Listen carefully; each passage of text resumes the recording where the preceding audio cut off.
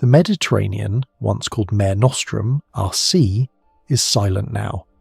But 15 centuries ago, these same waters burned brighter than the sun.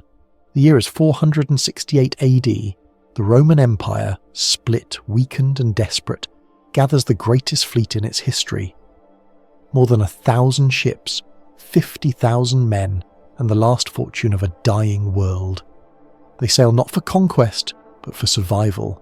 Their mission, to crush the Vandals, reclaim North Africa, and restore the empire that had ruled the world for 1,000 years. It should have been a triumph. Instead, it became an apocalypse. Off the coast of Cape Bon, fire meets faith, and wind becomes weapon. In a single night, Rome's Grand Armada, its final hope, turns into a sea of burning wrecks. 10,000 men vanish beneath the waves. A century of decline ends in an inferno no legion could withstand. That night, the empire that had conquered the world drowned in its own glory. The Western Roman Empire would never recover. Its armies would fade, its emperors would fall, and its name would become memory. This is not the story of Rome's greatness, it's the story of its ending. Smoke curls above the ruined city of Rome. The marble streets that once echoed with triumphal processions now lie cracked and silent. In 468 AD, the empire that had ruled the known world for nearly 1,000 years stands on the edge of extinction. Its banners still flutter in Ravenna, its coins still bear the emperor's image, but the idea of Rome, the order that once bound continents, has become a ghost. The Western Roman Empire is dying. Its provinces have been carved apart by foreign kings. Its soldiers are mercenaries who speak other tongues. Its senators quarrel over empty honours while the frontiers burn. From the Atlantic to the Alps, barbarian warlords now rule where Caesars once reigned. And yet, even in its final hour, the empire still dreams of resurrection. Across the sea, in the east, Constantinople shines like a second sun. The Eastern Roman Empire endures, wealthy, disciplined and ruled by Emperor Leo I, a man determined to prove that Rome's dominion has not vanished. To Leo, the West's collapse is more than tragedy. It is an open wound on the Roman name. He believes that the empire can be made whole again, if only the right blow can be struck. The obstacle is a single man, Gaiseric, king of the Vandals. From his fortress city of Carthage, he commands a navy that dominates the Mediterranean. His ships move like wolves through blue water, striking ports, plundering islands, and vanishing before any response can reach them. Once North Africa was Rome's richest province, the breadbasket of the empire feeding millions in Italy. Now that wealth fills Vandal coffers and Rome starves. Gaiseric is no ordinary conqueror. Lame from an old wound, thin, sharp-eyed and cunning, he is a strategist of terrifying patience. For nearly 40 years he has survived every attempt to destroy him. When the Western Emperor Majorian built a fleet to retake Africa, Gaiseric ambushed it off Spain and burned it to ash. When Rome begged for peace, he sailed across the sea and sacked the city itself, dragging its treasures and its empress back to Carthage. To Emperor Leo and the Western ruler he has recently installed Anthemius, this cannot stand. If Africa remains in Vandal hands, the West will die of hunger, and the East will never again control the Mediterranean. So the two halves of the empire, divided by centuries of rivalry and resentment, prepare for one last gamble, a final crusade to crush the Vandals and restore Roman power. But this rescue mission begins in chaos. In Italy, Anthemius sits on the throne only because Leo placed him there. The real power is the barbarian General Ricimer, a Suevic Gothic warlord who has already made and unmade emperors like pieces on a board. Anthemius distrusts him. Ricimer despises Anthemius's Greek manners and Eastern ties. Rome's government is a house of knives, its loyalty fractured even as it plans a war that demands unity. Meanwhile, in Constantinople, politics twist the blade further. Emperor Leo owes his crown to another barbarian strongman, Aspar, a general of Alan descent whose army secured Leo's throne but now overshadow him. Leo dreams of breaking Asper's control and reasserting true imperial authority. The invasion of Africa offers that chance. It will require massive spending and unprecedented coordination between East and West, but if it succeeds, Leo will have rescued the Roman world and eclipsed his rival forever. He appoints his brother-in-law Basiliscus to command the expedition, a man of noble birth but untested skill, chosen less for genius than for loyalty to the palace. The decision will shape the fate of the empire. As preparations begin, the eastern shipyards roar with life. Forests in Asia Minor are felled for timber, bronze is poured for rams and anchors, workshops forge chainmail, helmets, and weapons by the ton. Constantinople's harbours fill with hundreds of sleek dromons, fast double-oared warships armed with catapults and spear-like prows. To finance this colossal effort, Leo drains the treasury. Contemporary records claim £130,000 of gold and £700,000 of silver. A sum that could have built entire cities is poured into the fleet. For months, the empire becomes a single machine bent toward one goal: vengeance on the Vandals. At the same time, the West scrapes together its own contribution. Anthemius calls upon the last loyal generals. In Illyricum, the seasoned commander Marcellinus controls his own army, disciplined and Roman to the core. In the deserts of Egypt, another general, Heraclius of Edessa, musters troops to attack from the east. 3 forces, 3 fronts, one coordinated strike to reclaim Africa. But beneath the drums of preparation lies the sound of desperation. The Romans know this is their final chance. The empire can afford only one throw of the dice. Lose this, and the dream of restoration dies forever. Summer approaches, the fleets are ready. From Constantinople's sea walls, citizens watch as the armada spreads across the horizon. Over 1,000 ships, sails gleaming in the sun, carrying perhaps 50,000 soldiers. It is the largest Roman force assembled in centuries, a thunderbolt aimed at the heart of the Vandal Kingdom. As the ships vanish into the blue distance, Emperor Leo stands on the palace balcony, the wind off the Bosporus whipping his cloak. Somewhere beyond the horizon lies Carthage, the city that once rivaled Rome and now holds its fate hostage. He prays that Basiliscus will bring back victory and that the name of Rome will once again command the seas. But far to the south, in Carthage, King Gaiseric receives news of the approaching storm. He orders his shipwrights to prepare every vessel, his scouts to watch the coast from Tripoli to Sardinia. Calmly he smiles. The Romans have come, he says, just as he knew they would. And if the sea is to decide the fate of empires, he intends to make the sea his weapon. As the sun sets over the Mediterranean, 2 civilizations prepare to collide. One ancient, wounded and desperate for revival, the other young, ruthless and determined to survive. The greatest armada the Roman world will ever build is about to set sail toward destiny, unaware that in the waters near a place called Cape Bon, its glory will burn away like wax before a torch. The story of the Battle of Cape Bon truly begins long before the first ship reaches Africa. It begins in the feverish months when the empire that once ruled the world tried to build a miracle out of splinters. In Constantinople, the sound of hammers never stops. The shipyards along the Golden Horn thunder like a heartbeat. Day and night, thousands of craftsmen labour under the roar of the forges. Axes bite into pine and cedar from the Black Sea coast. The smell of tar and molten bronze fills the air. The empire is throwing everything it has into one colossal gamble, a fleet meant to carry the weight of Roman civilization on its decks. Each ship is a masterpiece of engineering. The war galleys, called dromons, are fast, double-oared, and built for ramming. Their prows gleam with bronze beaks meant to pierce enemy hulls. Catapults stand ready on their decks. Hundreds of transports follow behind, loaded with cavalry, siege equipment and supplies. So vast is this force that even seasoned officers stare in awe as the ships stretch from shore to horizon. Every dinar spent is a prayer. Leo II knows the Eastern treasury will bleed dry after this.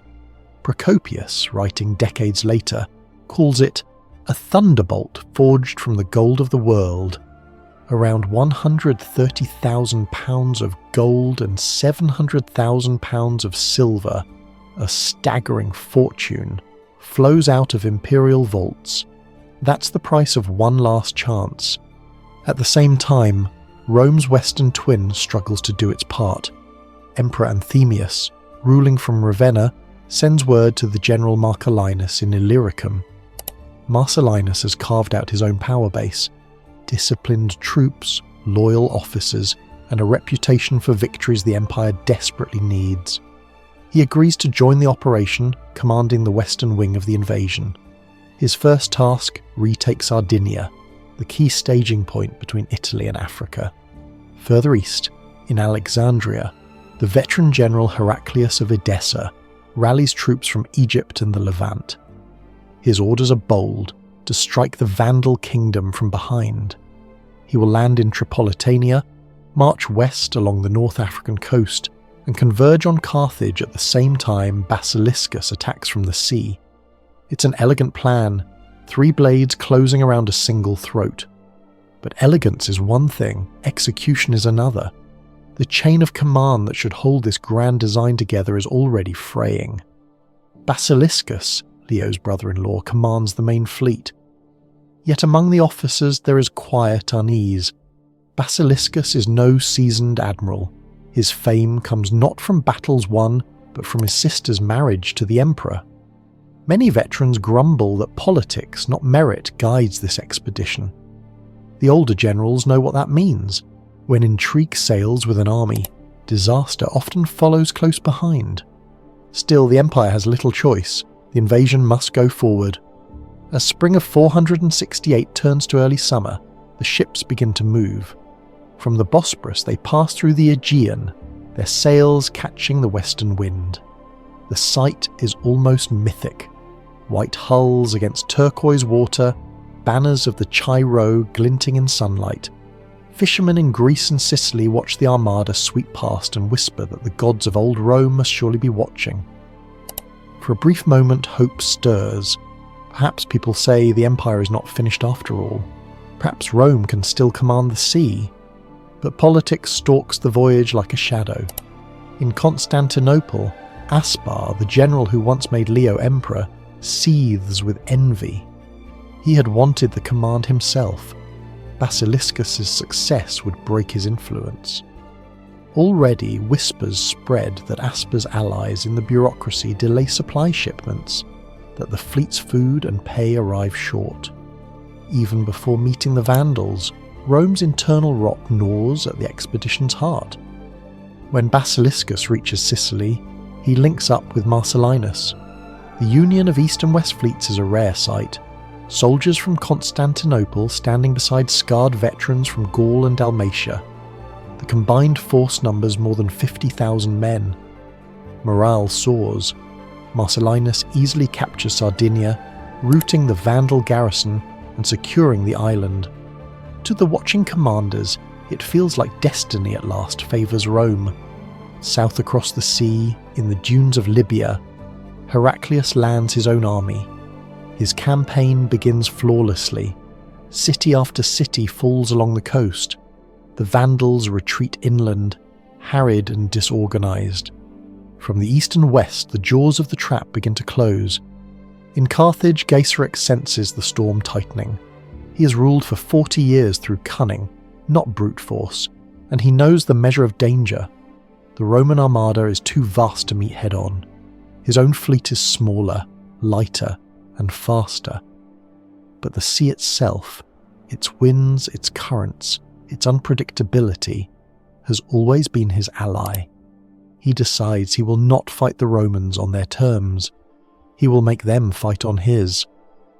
As Basiliscus's fleet nears the coast of Africa, Roman officers crowd the decks, scanning the horizon for the walls of Carthage. They are within reach of victory. Procopius later wrote that, had Basiliscus attacked immediately, he would have captured Carthage at the first onset. The Vandals were unprepared, Their king was terrified. Yet, at that critical moment, the Roman commander hesitates. Why? The sources disagree. Some say Basiliscus feared hidden shoals.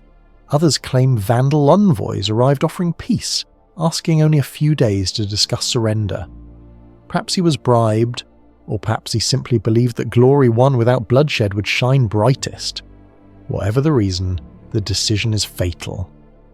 Basiliscus orders the armada to anchor off the promontory of Mercury, modern Cape Bon. The ships form a dense forest of masts, sails furled, decks calm. Tens of thousands of men wait aboard, confident that within days they will march into Carthage. On shore, Gaiseric watches from the cliffs. He sees the Roman fleet trapped by its own size, the ships packed too tightly to manoeuvre. He sees the wind shifting, blowing steady from the east directly toward the enemy. He nods once, understanding that nature has handed him a weapon.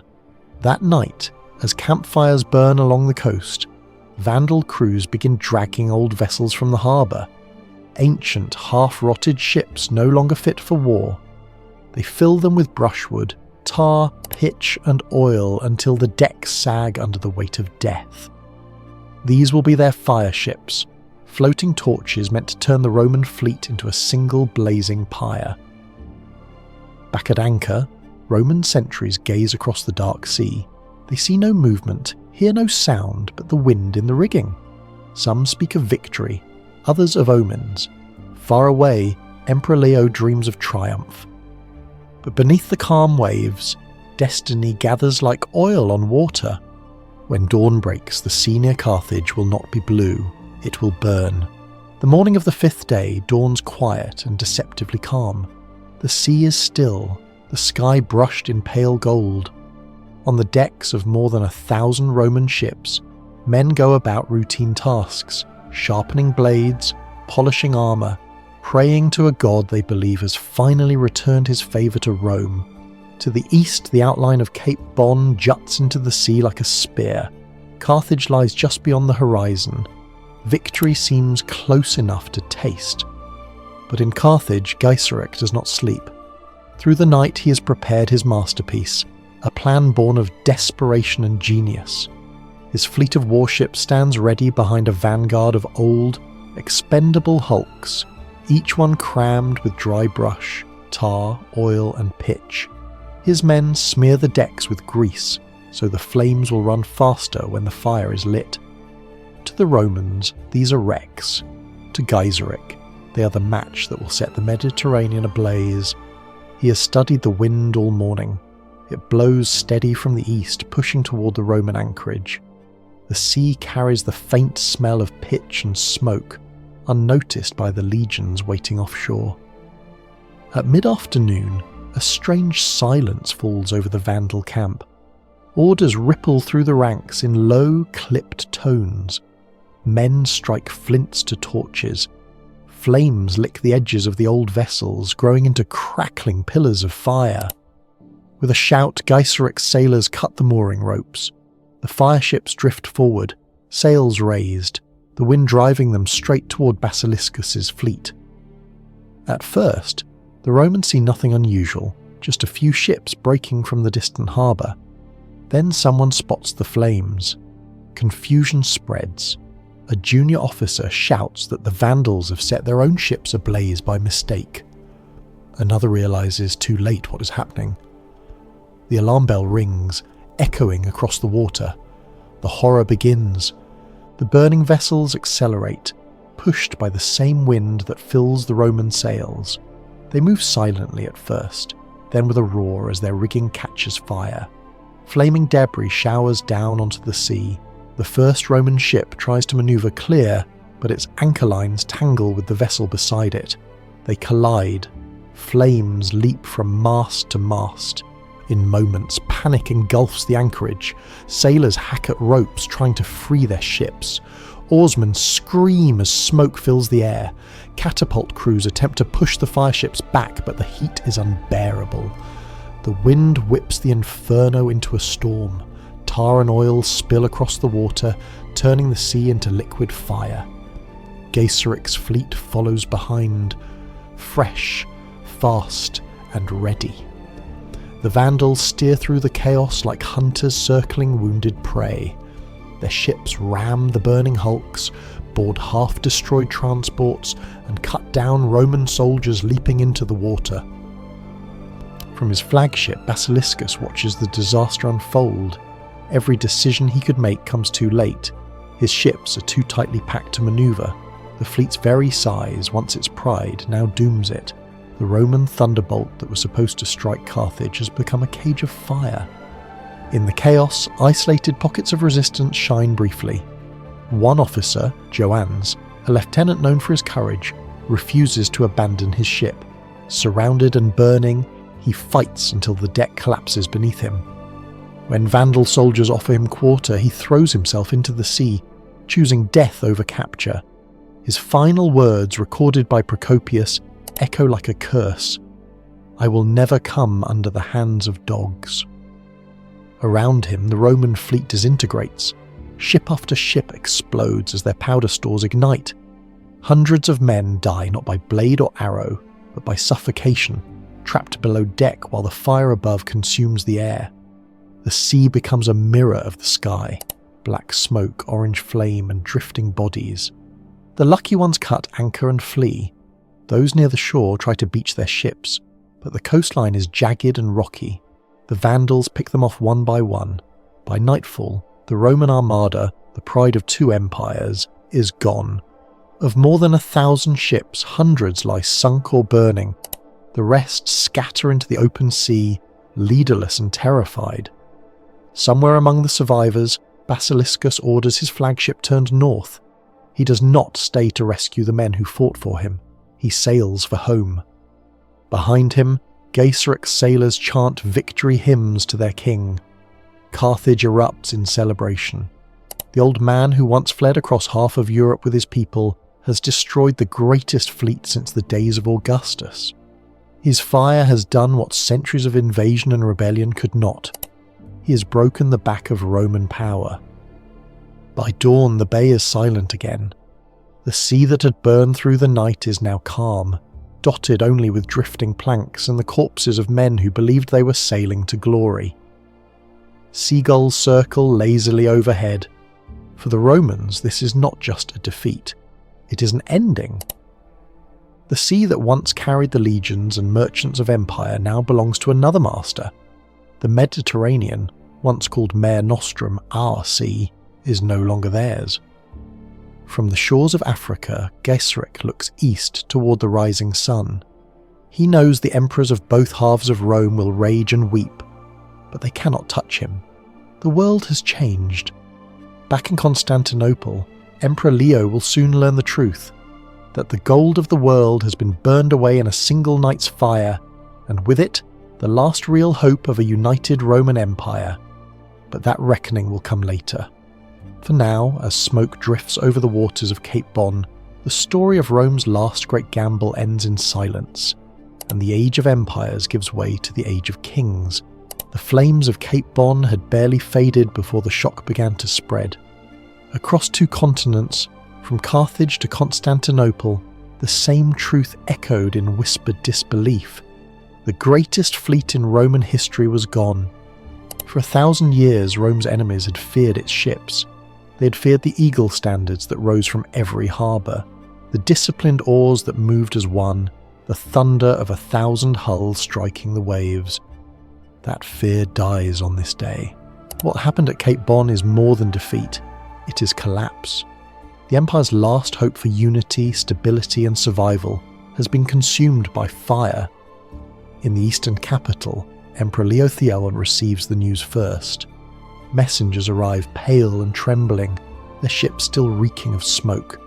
They describe the destruction, the fireships, the screams, the scattering of survivors. For a long time, Leo says nothing. He stares at the marble floor of his throne room, his face expressionless. Then he dismisses his court and shuts himself away for hours. When he finally speaks, his words are simple. The sea has taken Rome. The treasury he emptied is gone. The armies he trusted are dead. The alliance with the West that he fought to preserve has dissolved into ash. What remains is silence and the ruin of his own reputation. But even in ruin, politics survives. The court of Constantinople cannot admit that the emperor's judgment failed so catastrophically. A scapegoat must be found. The blame falls on Basiliscus. The commander who fled the burning sea becomes the villain of every whisper. Chroniclers accuse him of treachery. Some say he accepted bribes from Gaiseric. Others call him a coward, too timid to act when victory was within reach. It doesn't matter which is true. The story serves its purpose. The emperor's dignity remains intact and Basiliscus becomes a name spoken with contempt. When he returns to the capital, he barely escapes lynching. The mob hurls stones at his carriage. Soldiers drag him through the streets, and only the intervention of his sister, the Empress Verena, saves his life. He flees into sanctuary at the great church of Hagia Sophia, trembling beneath the golden dome. Leo spares him for now, but his career is finished. For the East, the defeat means financial ruin.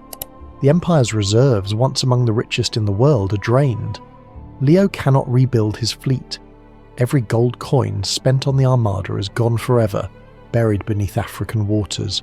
With no money to raise new armies, the Empire's ambitions shrink. The Eastern legions will now guard borders, not expand them.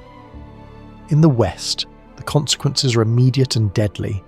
Emperor Anthemius, who had pinned all his hopes on the African campaign, is left humiliated and powerless. The grain that once fed Rome remains in Vandal hands. The treasury in Ravenna is empty.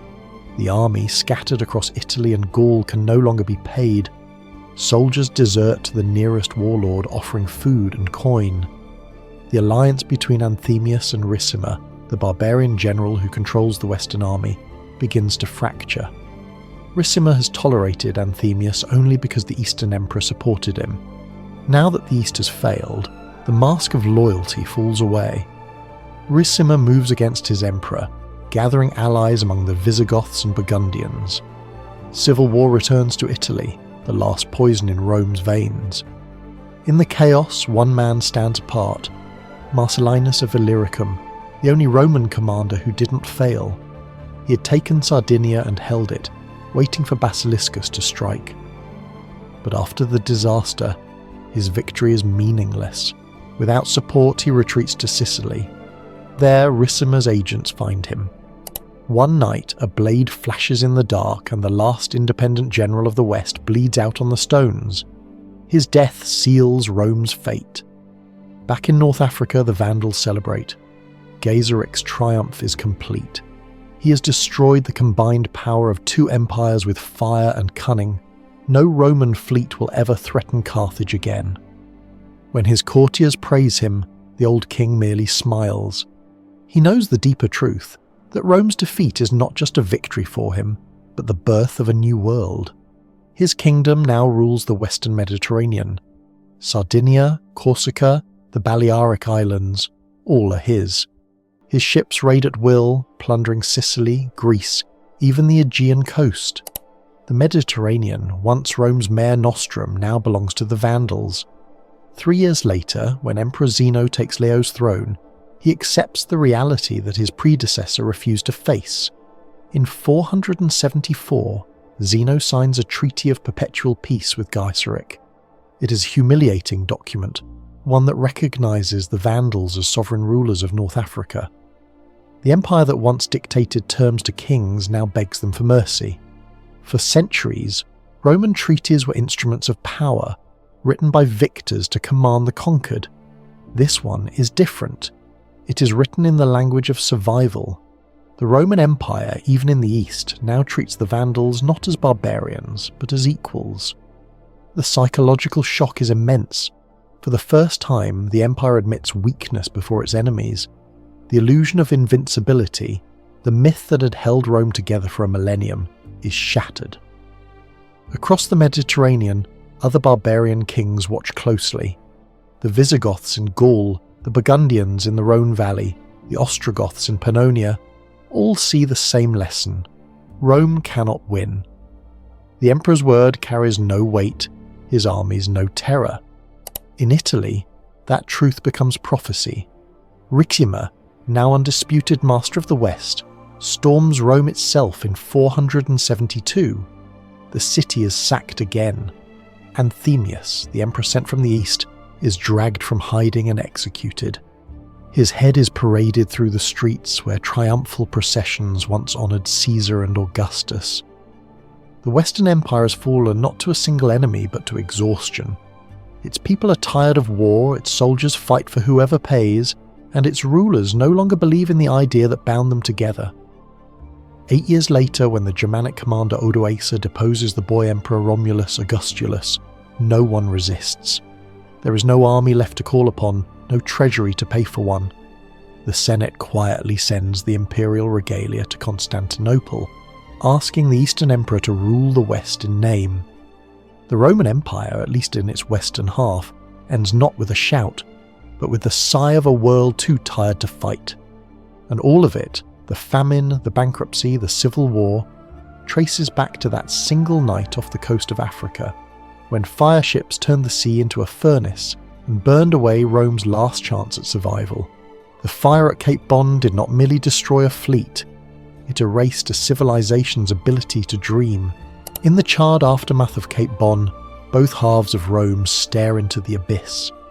The West, skeletal and bleeding, drifts toward extinction. The East, shaken but standing, tries to convince itself that the loss was only a setback.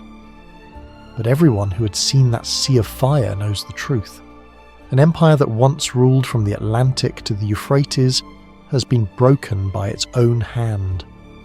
In Constantinople, the halls of power grow quiet. Emperor Leo V, once hailed as the saviour of Rome, now moves through his palace like a ghost. His courtiers avoid his gaze. The word Africa is never spoken aloud. Ministers count what remains of the treasury and find nothing but ledgers filled with debt. The empire that minted gold solidi by the millions now struggles to pay the soldiers guarding its own walls. The failure at Cape Bon transforms politics as much as war. Leo's attempt to free himself from the control of Aspar, his barbarian kingmaker, has failed catastrophically. Aspar seizes the chance to remind everyone that the emperor's blood may be Roman, but his fortune is not. Constantinople, that shining capital of marble and ambition, becomes a city of factions once more. Soldiers loyal to Aspar march through the streets, others rally behind Leo. The same power struggle that crippled the West now spreads east. For the people, the cost is simpler: hunger. The African grain ships that once docked in Alexandria and Constantinople are gone. The price of bread doubles, riots flare. The city that had feasted on conquest now tightens its belt and prays that the next harvest will be enough. And yet, despite everything, Leo refuses to admit defeat.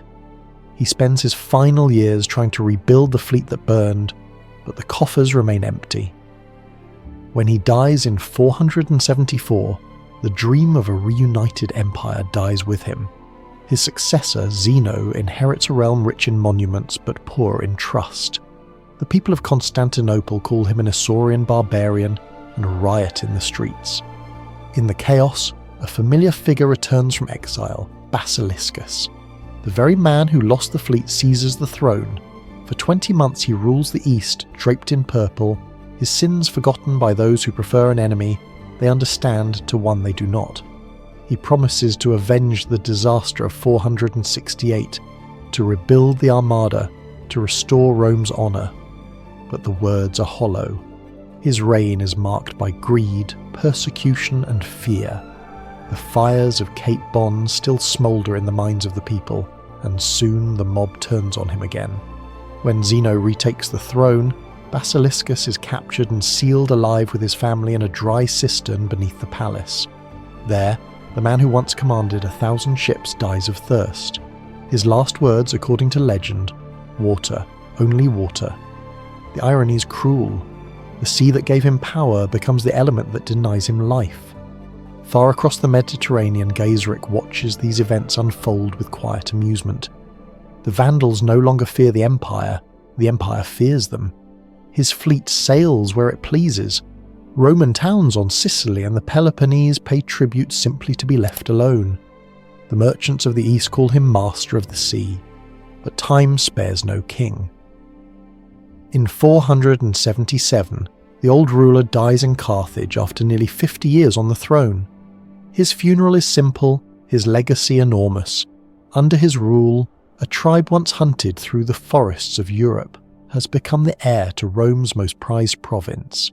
His successors will never equal his genius, but they will rule unchallenged for nearly another half-century.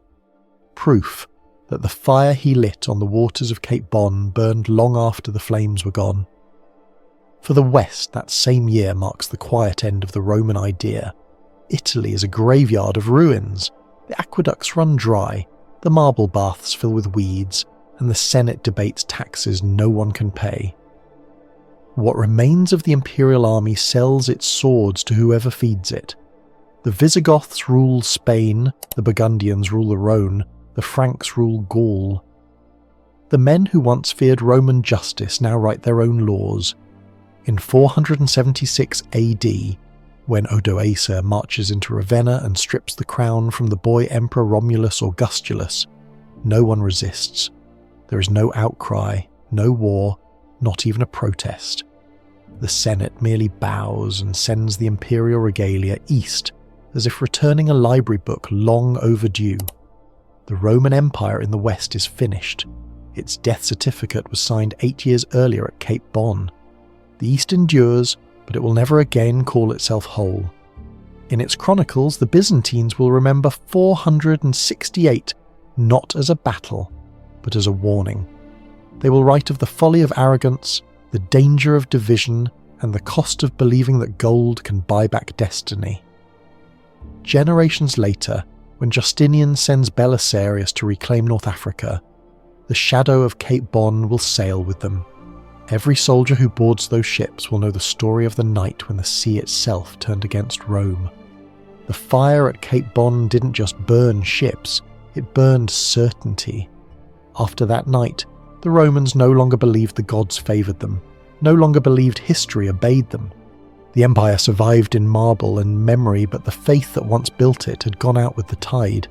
The sea off Cape Bon looks peaceful now. Fishermen mend their nets where, 15 centuries ago, the waves carried the wreckage of Rome. Yet every calm ripple hides a story of fire. Because what burned that night in 468 AD was not just wooden sailcloth, it was the idea of empire itself.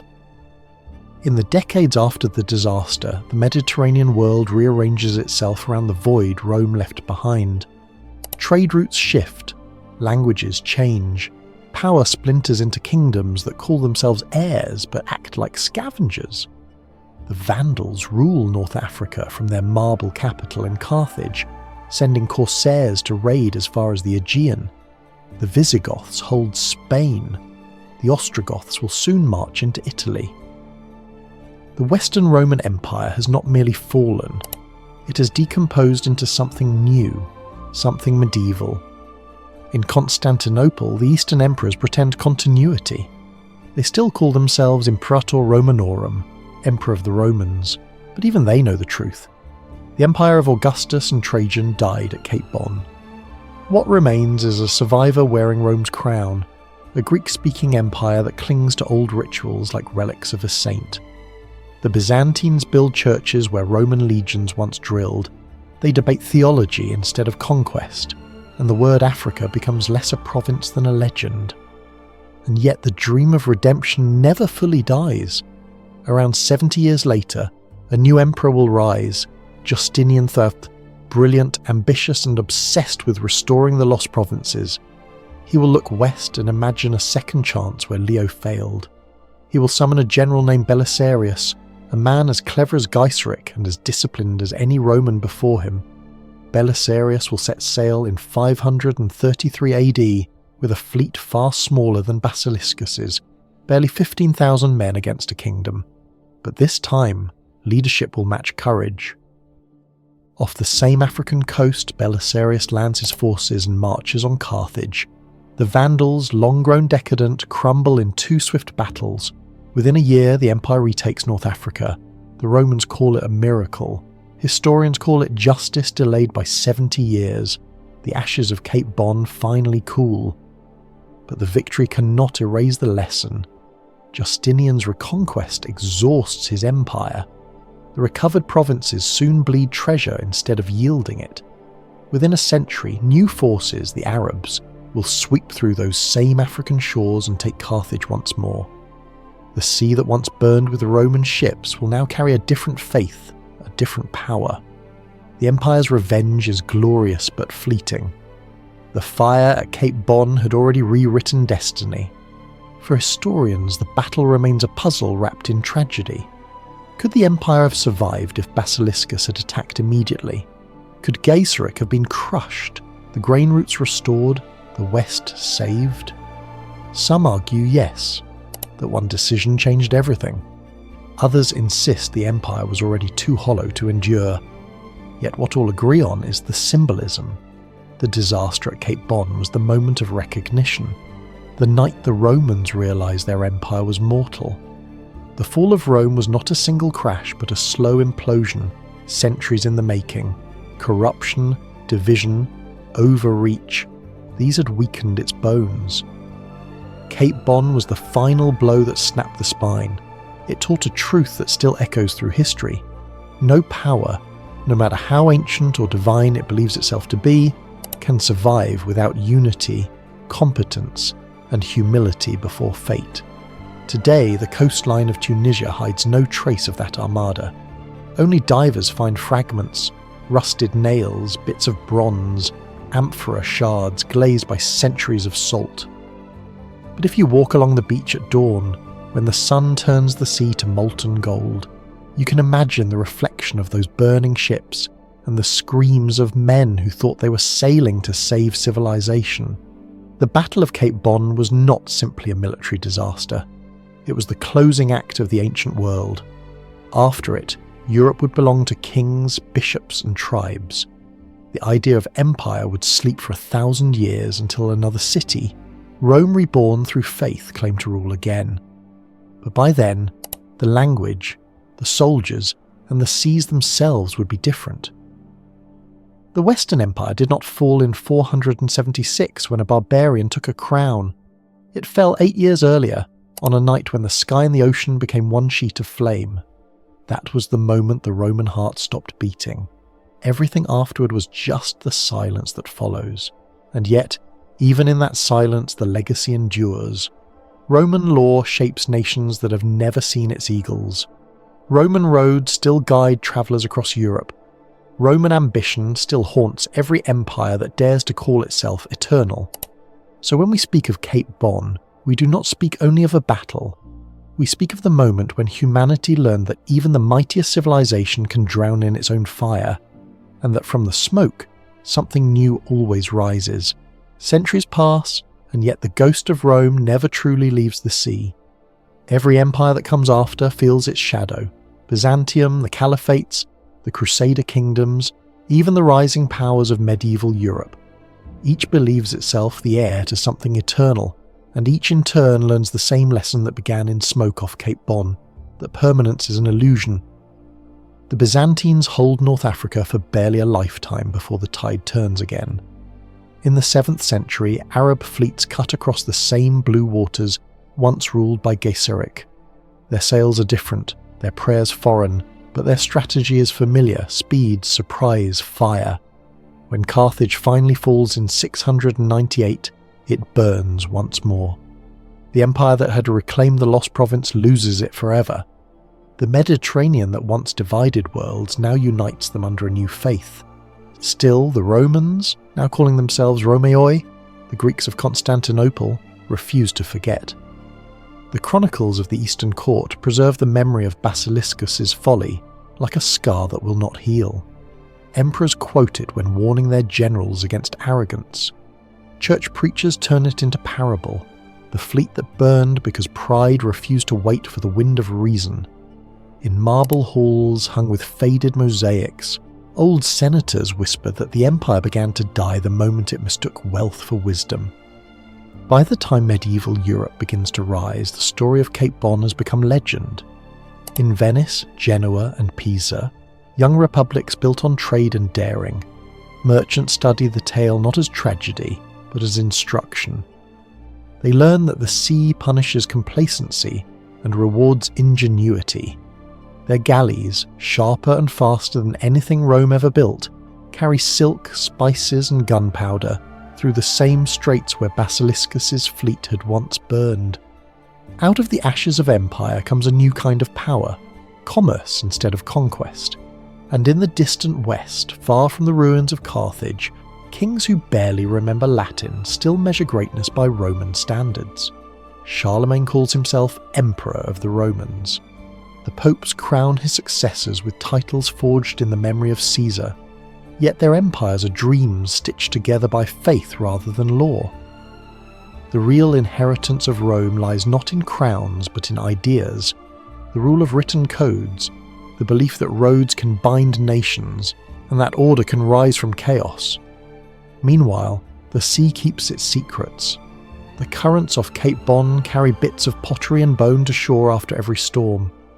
Fishermen still pull fragments of ancient timber from their nets, darkened and hardened by salt. Some call them relics of saints, others the bones of giants. In truth, they are pieces of that lost armada, reminders that even perfection can burn. By the Renaissance, scholars rediscover the old chronicles. In candlelit libraries of Florence and Paris, humanists read of Basiliscus, Gaiseric, and the empire that drowned itself in arrogance. They begin to see history not as divine will, but as consequence, cause and effect, decision and price. The study of empire becomes the study of human failure. From those pages will grow the first seeds of modern history, written not by victors but by witnesses.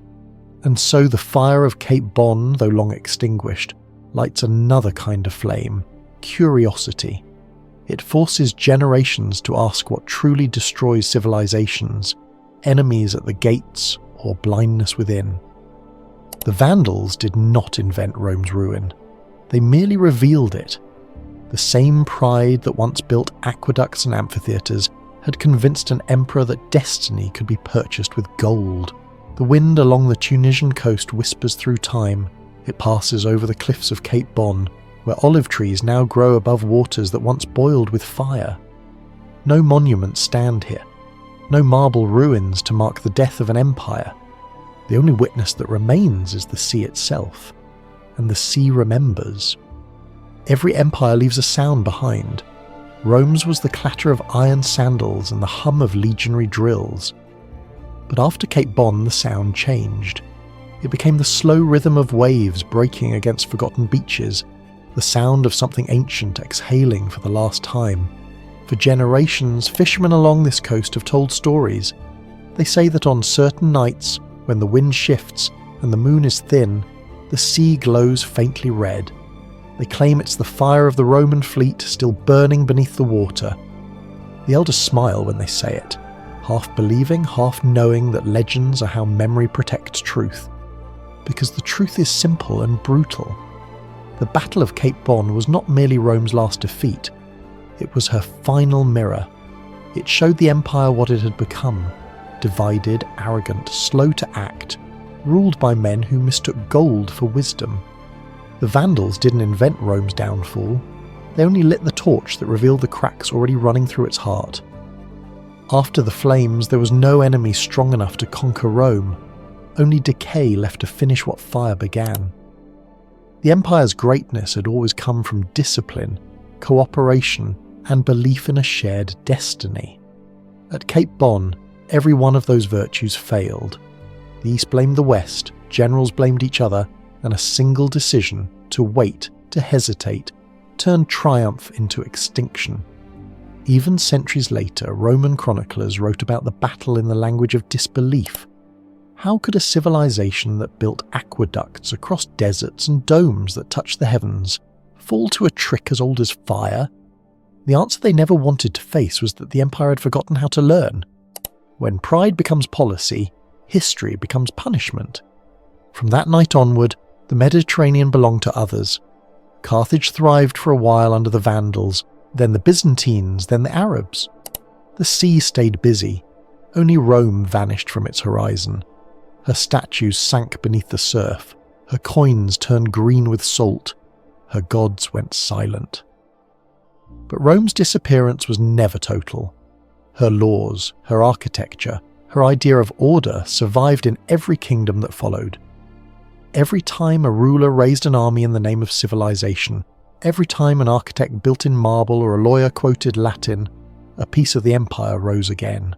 That is how ghosts live, not in flesh, but in influence.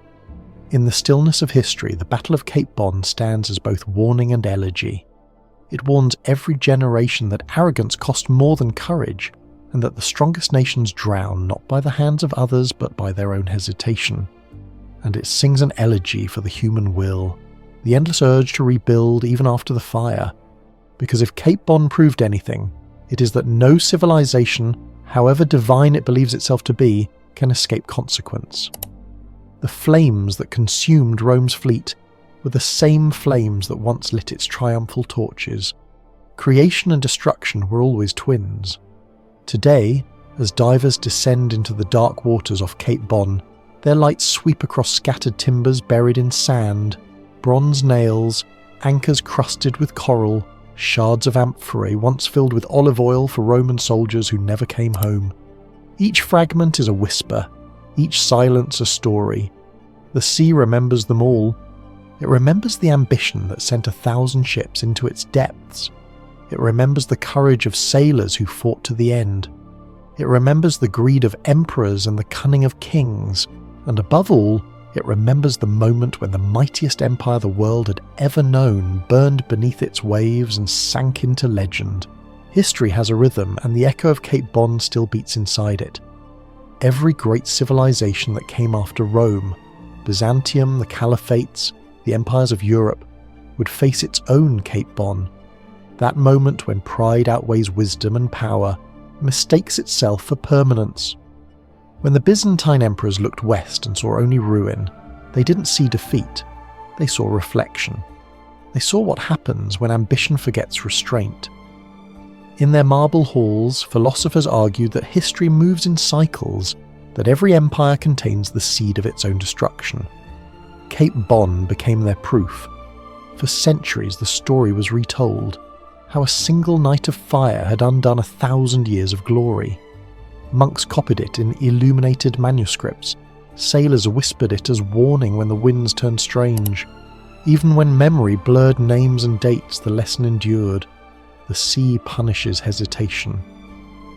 When Venice rose as the new power of the Mediterranean, its admirals studied Roman failure like scripture. They built fleets that could turn faster, fight smarter, and never sleep at anchor. They swore that no fire would ever catch them unaware. In that way, Cape Bon saved them from repeating the same mistake. Centuries later, when gunpowder replaced catapults and ironclads replaced galleys, the world still spoke Rome's language. The very word navy carried her ghost. The disciplined ranks, the codes of command, the obsession with logistics, all were Roman inventions that survived their creators. Empires changed flags, but the blueprint of empire remained the same. Cape Bon's echo reached even further. When the Ottoman sultans conquered Constantinople in 1453, they called themselves Caesars of Rome. In their victory processions, they invoked the same gods of destiny, certain that the circle had closed and a new eternal order had begun. Yet the sea reminded them too that eternity is a myth. Their fleets would burn at Lepanto centuries later, beneath the same sun that once set over Basiliscus's armada. In the modern age, historians look back and see the Battle of Cape Bon not just as a tragedy, but as a turning point in the story of human power. It marks the boundary between the ancient and the medieval, between empire built by legions and a world shaped by kingdoms and faith. It is the bridge between certainty and doubt. For Rome, the battle was finality. For humanity, it was a lesson written in flame. It showed that greatness alone is never enough, that survival demands humility, unity, and adaptation. The Vandals may have won that night, but even their victory faded. Within decades, their kingdom vanished into dust, absorbed by new conquerors who learned the same cruel law. The sea remembers, but it forgives no one. When we speak of Rome today, we remember its grandeur, the arches, the roads, the law. But the truer story lies in its endings, in the quiet places where triumph turned to silence. Cape Bon is one of those places. It is a graveyard without headstones, an invisible monument to ambition. Beneath its calm surface rest the bones of sailors who believed they were saving the world. Every empire since has built its ships with that memory in mind. Every admiral who studies the maps of Africa can trace a finger along that narrow peninsula and feel the weight of history pressing through the paper. Because Cape Bon was not simply the end of Rome, it was the beginning of understanding how empires die. The waves that roll over Cape Bon tonight look no different from those that swallowed Basiliscus's fleet 15 centuries ago. The stars above them are the same, only the memory of empire has changed. Every civilization believes it is eternal until the moment it breaks. Rome believed it. So did Carthage before it. So will the empires yet to come. The Battle of Cape Bon endures because it is more than history. It is prophecy. It is what happens when wealth replaces wisdom, when fear disguises itself as caution, when leaders choose pride over action. In 468 AD, the Roman Empire still possessed the tools of greatness: its ships, its engineers, its gold, its courage. What it lacked was clarity. It no longer understood what made it powerful. The legions that once crossed continents now obeyed politics instead of purpose. Its generals fought for favour, not victory. Its rulers believed the empire's size alone could protect it. But power without vision is drift, and drift is death. The night Basiliscus hesitated off Cape Bon, the wind itself turned traitor. The same wind that could have carried his fleet to glory carried instead the fire that destroyed it. History rarely offers metaphors so perfect. One breath, one choice, one failure of nerve, and an entire world changes course. When the fire died and the sea grew still, the empire that had conquered the known world had nothing left to conquer but its own memory. The centuries that followed were not Rome's continuation, but its echo. The Western Empire fell, the Eastern lingered, and in both the idea of Rome became legend, an ideal people would chase but never catch. And yet, that is why Rome never truly disappears. Every age rebuilds it in a different shape.